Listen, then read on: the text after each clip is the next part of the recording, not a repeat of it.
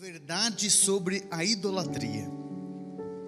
Você já deve ter ouvido dizer desse termo, e quem é que nunca ouviu, né? Quem é que não tem pelo menos um irmão de outra denominação religiosa que um dia disse para você: vocês estão errados, porque vocês têm imagens na igreja, vocês se ajoelham diante delas, isso não pode. Então, quando a gente fala de idolatria, automaticamente isso nos arremete às imagens que se tem na igreja. E muitas vezes, muitos católicos desprovidos de conhecimento até se acham os errados, os idólatras, aqueles que trocaram Deus por uma imagem. Mas eu gostaria de falar hoje sobre esse tema para que você também entenda. Eu tenho alguns amigos, parentes inclusive de outras denominações, então com muito respeito, eu não estou aqui para atacar, mas sei que essa pregação é uma pregação um pouco polêmica, e eu vou jogar pedra no vespeiro, mas não tenho medo de perseguição não, que essa pregação, quando for para a internet, que faça com que muitos entendam de uma vez por todas o que significa o culto de latria, ou seja, a idolatria, que é um culto que se presta a um ídolo. Idolatria justamente é isso, idolatrar o ídolo, prestar culto a um ídolo. Vejam que a famosa passagem nessa guerra contra as imagens, a famosa passagem bíblica que se usa é Êxodo capítulo 20, a partir do versículo 4. Está muito claro lá na palavra: não farás imagens para ti, não se prostrarás diante dela, diz a palavra. Não farás para ti imagem esculpida, nem figura alguma do que existe acima dos céus ou abaixo sobre a terra. Não te prostrarás diante dos ídolos, nem lhe prestarás culto, pois eu sou o Senhor teu Deus, um Deus ciumento. Êxodo 20, ali a partir do versículo 3. Interessante, né? A palavra está clara. Então, quando os nossos irmãos vão protestar, a primeira coisa que eles dizem é: está escrito. Esse é o refrão que tem que estar na boca deles, né? Está escrito, e já mostra a passagem. Pois bem, eu gostaria também de dizer aos nossos irmãozinhos o que também está escrito na Bíblia, e a gente precisa esclarecer essas coisas. Eu gostaria de dizer que está escrito também, preste atenção, cinco capítulos depois da proibição de Êxodo 20, eu estou lá no Êxodo 25, versículo 18: farás para ti 2 querubins de ouro polido nas 2 extremidades dos propiciatórios, um a cada lado, de modo que os querubins estejam nos 2 extremos do propiciatório. Ou seja, Deus aqui está dizendo: farás para ti imagens. Deus está mandando fazer imagem de querubins, ou seja, de anjos. Deus pede para que Moisés faça isso. E ainda: fazei uma serpente, coloca sobre uma haste. Aquele que for mordido, mas olhar para aquela serpente, ficará corado. Moisés então fez uma serpente de bronze e colocou-a sobre o poste. Número 21, versículo de 8 a 9. Olha Deus mandando aqui fazer imagens. Que tem mais uma, 1 Reis 6, 23, diz a palavra: fez no santuário 2 querubins de pau de oliveira. Salomão pô-los no fundo do templo, no santuário, e tinham asas estendidas, de sorte que uma asa do primeiro tocava na parede, e uma asa do segundo tocava a outra parede, enquanto os outros, as 2 asas, se encontravam no meio do santuário. 1 Reis 6, 23 e 27. E a proibição? E a famosa proibição de imagens, como que fica? Aí uma pergunta: é Deus que está se contradizendo? É Deus que não sabe o que quer? Uma hora proíbe imagem, depois manda fazer? É Deus que não sabe o que quer? Deus que me perdoe dizer isso, porque eu estou sendo bem irônico. Ou são os nossos irmãos que não entenderam sobre proibição de imagens, os nossos irmãos que não entenderam sobre idolatria? Cabe a você pedir para o Espírito Santo para que te dê a resposta. Porque quando a gente fala de cultuar um ídolo, a gente precisa lembrar de uma coisa. Tem um princípio hermenêutico, ou seja, um princípio teológico que diz assim: um texto tirado fora do contexto, ele vira pretexto. Ou seja, se eu tiro um texto da Bíblia e tento trazer para o presente a ferro e a fogo, aquilo vai virar pretexto para que eu possa acusar o meu irmão. Eu posso acusar você do que eu quiser, usando textos bíblicos, desde que eu queira adequar aquele texto para fazer a minha vontade. A gente precisa entender o contexto. E qual é o contexto? Como era a cultura dos povos do Antigo Testamento? Preste atenção. Os povos do Antigo Testamento tinham uma cultura de adorar deuses falsos. Alguém aqui já ouviu dizer de alguma imagem esculpida e adorada no Antigo Testamento? Quem já ouviu falar aqui em Êxodo 35, versículo 4, do bezerro de ouro que aquele povo fez lá no deserto e se prostraram diante da imagem, dizendo: eis o nosso Deus, o qual nos tirou do Egito.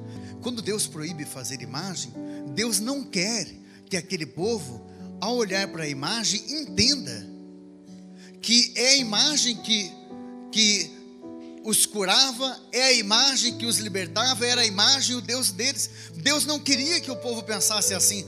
Deus sabia muito bem para quem é que ele estava proibindo imagens. Por isso Deus diz: não farás imagens, porque Deus sabia muito bem da cultura dos povos vizinhos de Israel.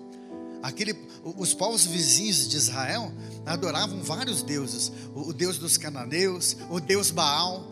Veja 1 Reis 18, a partir do versículo 20, o Deus Baal, que aquele povo se retalhava em faca diante de uma imagem, diante de um holocausto que Elias mandou preparar. Isso é substituir um Deus verdadeiro por um ídolo. Isso sim é idolatria. Agora, tirar um texto lá da Bíblia para dizer que nós católicos somos idólatras, eu acho que é forçar demais a barra, né? Sabe, gente, Deus conhecia muito bem aquele povo, e Deus sabia muito bem o que aquele povo era capaz de fazer. Por isso Deus diz: não farás para ti imagem alguma. E depois Deus manda fazer imagem, porque Deus sabia muito bem, quando ele fala com Moisés para fazer imagem, quando Deus pede para que homens de fé como Salomão, quando pede para eles fazerem imagens, Deus sabe que está falando com pessoas de fé. Quem tem uma convicção religiosa não vai jamais olhar para uma imagem e achar que uma imagem é Deus. Repare que nós estamos aqui na Santa Missa há um bom tempo. Eu não vi ninguém vindo aqui diante da imagem da Sagrada Família e estar aqui beijando, chorando, se ajoelhando. A gente poderia muito bem fazer isso se a gente criasse um clima de oração, mas a imagem seria referência a Deus verdadeiro, não a imagem como ídolo. Se cair essa imagem e quebrar a imagem, o que nós vamos fazer? Vamos comprar outra. Vamos comprar outra. Ninguém vai dizer: meu Deus, o nosso Deus quebrou a imagem. Não. Ninguém faz isso. Muitos que chegaram a chutar imagens, quebrar imagens em igrejas, vocês viram em rede nacional, irmãos nossos de outras denominações religiosas que chutaram a imagem de Nossa Senhora Aparecida. Por que isso nos afronta? É como se você pegasse uma imagem da tua mãezinha, por exemplo, já falecida talvez, e começasse a chorar olhando para aquela imagem, e eu pegasse aquele papel e começasse a rasgar, pisar em cima, dizendo: você é um idólatra, está chorando por um papel. Você vai dizer: não, eu não estou chorando por um papel, eu estou chorando por causa da minha mãe que faleceu. Ou talvez está com saudade de alguém, que você olha para aquela imagem, não é o papel, meu Deus do céu, mas é o que aquela imagem representa. E é claro que se alguém fizesse isso, afrontando você, rasgando uma imagem de alguém que você ama, você iria ficar muito, muito triste, muito frustrado, muito irado com isso, porque nós temos a consciência, as imagens sagradas nos arremetem a Deus, nunca substitui Deus, elas nunca podem servir de ídolos para cada um de nós. Mas eu vou ser um pouquinho mais profundo, porque o catecismo da Igreja Católica, presta atenção no que diz o catecismo. A idolatria verdadeira, lá no número 2113 da nossa igreja, a idolatria verdadeira não diz respeito apenas aos falsos cultos do paganismo. Está dizendo desses cultos dos deuses pagãos que eu disse para vocês. Continua a ser uma tentação constante para a fé. Ela consiste em divinizar aquilo que não é Deus. Olha aqui para mim, consiste em divinizar aquilo que não é Deus. A idolatria é desde o momento em que o homem honra e reverencia uma criatura em lugar de Deus, quer se trate de deuses ou de demônios, por exemplo, o satanismo, do poder, do prazer, da raça, dos antepassados, do Estado e sobretudo do dinheiro. Aí uma citação bíblica que o catecismo faz de Mateus 6:24: vós não podeis servir a Deus e ao dinheiro. Vós não podeis. Engraçado que quando se fala de idolatria, os nossos irmãos não interpretam idolatria como com essa passagem de Mateus capítulo 6, não podeis servir a Deus e ao dinheiro. Deus não gosta de miséria nem de pobreza, mas a teologia da prosperidade muitas vezes afronta a palavra de Deus, porque o foco passa a não ser mais a vida eterna, o foco passa a ser a autorrealização. O importante é ser feliz. A gente encontra placas em frente de igreja dizendo pare de sofrer. Não se fala dessa idolatria, não se fala disso. Aliás, não se pode ter nem imagens, né? Na igreja católica, imagem é idolatria. Não se pode ter imagem. Mas tem igrejas aí que tem a pombinha, tem outras que tem uma cruz, tem outras que tem uma imagem do pastor bem grande na fachada lá na frente. Se eles podem colocar a imagem do fundador deles lá na frente da igreja, nós não podemos colocar a imagem do nosso fundador? Está lá no capítulo 16 de São Mateus, quando o próprio Jesus diz para Pedro: tu és Pedro, e sobre essa pedra edifica a minha igreja. O nosso fundador é Jesus. Se nós não podemos usar a imagem de Jesus, o que nós podemos? Então é interessante, né, gente?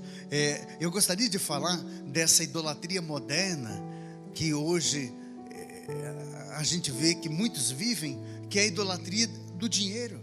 E muitas vezes as pessoas não percebem quando estão emaranhadas nisso, né? Esse amor ao dinheiro. Em 1 Coríntios, a palavra faz, 1 Coríntios 6:9, a palavra faz um relato de várias coisas que a gente pode substituir por Deus. E uma delas é a embriaguez, a avareza. Tem tantas coisas. Se você for pegar Gálatas, ali no capítulo 5, fala dos dons do Espírito Santo, das obras da carne, mas das obras do Espírito. E a gente vê aqueles que vão herdar, aqueles que não vão.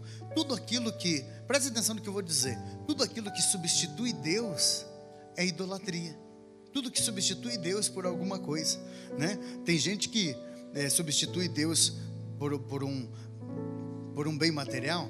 Eu tenho certeza que você, filho, você não faria jamais uma adoração a um bezerro de ouro, né? Que eu acho que você já é bem inteligente para isso. Você já tem uma cultura elevada. Você trocaria Deus por um bezerro de ouro? Agora, talvez o bezerro de ouro não. Mas será se você já não está substituindo Deus por aquele carro que vale ouro para você? Por aquela casa que vale ouro? Aquele trabalho que parece que vale ouro? Hein? Talvez até aquele Rolex de ouro. O ouro significa o dinheiro, né? Eu vou dizer aqui de algumas situações de idolatria prática que a gente percebe. Homens que tratam melhor o carro do que a esposa, né? Todo final de semana ele está lá, ele lava aquele carro, gente, ele encera. Ele passa aquele pretinho no pneu, ele vai de longe e fica olhando. Agora a mulher às vezes cortou o cabelo diferente, comprou um vestido novo, ele passou por ela, nem percebeu. Sabe, gente? Gente que diz assim: fala de quem você quiser, mas não fala da minha mãe. Eu costumo dizer isso aqui. A teologia diz que não basta você dizer que ama, você precisa investir naquilo que você ama, né? O amor é o resultado do reconhecimento mais o investimento. Essa frase não pode sair da nossa cabeça. Reconhecimento mais investimento. Se eu só reconheço que aquela pessoa é importante, mas não invisto, não tem amor verdadeiro. Se eu só reconheço que aquela pessoa é importante, que aquilo é importante, mas não invisto. Quanto que você tem investido por mês na sua casa? Quanto que você tem investido por mês no seu carro? E quanto que você tem investido por mês na sua família, filho? Na nossa escala de valores, presta atenção que eu vou encerrando aqui. Na nossa escala de valores, a gente precisa entender o que é mais e o que é menos importante. Senão a gente não coloca as coisas de Deus em primeiro lugar. O que vem em primeiro lugar de tudo? O primeiro mandamento da lei de Deus, né? Amar a Deus sobre todas as coisas. Depois, o que vem em segundo lugar? O nosso próximo como a nós mesmos. Jesus resumiu todas as leis nessa. E o teu próximo quem que é? Ah, padre, o meu próximo é aquele carrão que está lá. Não. O teu próximo, filho, o teu maior patrimônio é a tua família, é as pessoas que você ama. Que eu vou dizer uma coisa para você: o dia que Deus o livre de perca total naquele carro, você vai passar alguns meses, você se conforma. Mas o dia que você perder essa pessoa que está do teu lado, essa pessoa que você ama, vai demorar, viu, para você se reestruturar na vida de novo. Porque tem gente que não sabe nem viver sem as pessoas que amam. Mas Satanás é tão astuto que Satanás quer que a gente substitua aquilo que é mais importante por aquilo que é menos importante. É por isso que tem gente que não ama Deus sobre todas as coisas, não ama o próximo como a ele mesmo. A escala de valores está totalmente virada, né? Está tudo fora do lugar aí. Faça o sinal da cruz aí e diga assim: livrai-me, Senhor, da idolatria. Livrai-nos, Senhor, da idolatria. Porque eu preciso te amar sobre todas as coisas. Porque eu preciso te amar sobre todas as coisas. Deus cuida, Deus protege. É Ele sobre todas as coisas, filho. Não troca nada por Deus. Tem gente mendigando o amor dos outros aí. Tem gente dizendo que quer se matar por causa dos outros. Quem se mata por causa de alguém, se matou por causa da idolatria. Porque idolatrou alguém. Sabe quem é que você precisa para ser feliz? Deus. Só Deus. Você não precisa de ninguém. Você não precisa de nada para ser feliz. Só Deus te basta. O resto é acréscimo. O resto dá para viver. Mas sem Deus, ninguém vive.